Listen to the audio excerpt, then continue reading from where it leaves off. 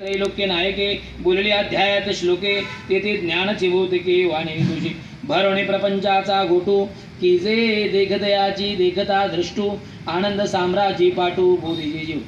हे वडियाला ठेपणाचा उपाव आणुनाईचे म्हणे देव हा साम्य ज्ञानाचा राहू उपाया माझी ऐशा आत्मजिज्ञासू जे ते होते तेही दोषलेनी चित्ते आदरे दया ज्ञानाते गोवाळिले देवे आता वडिले जेत पडे ज्ञानाची अवसरी पुढे पुढे रेगो लागे गडे प्रेमायसे म्हणून जिज्ञासाचा पैकी ज्ञाने प्रीतीची होय त्या जवळ निकी तव योगक्षमो ज्ञानविकी स्फुरली निकी म्हणून त्याची सम्यक ज्ञान कैसेनी होय स्वाधीन झालिया वृद्धी यज्ञ घडेल केवी ता उपा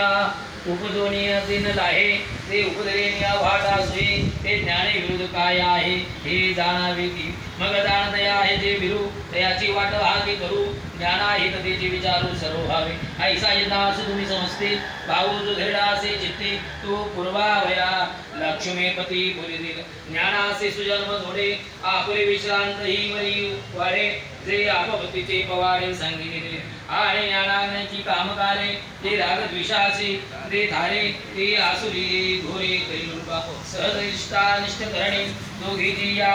कौतुके किनी हे नवमा अध्याय उभारणे केली होती ते तो साऊमा घेया उपाव उवाऊ तो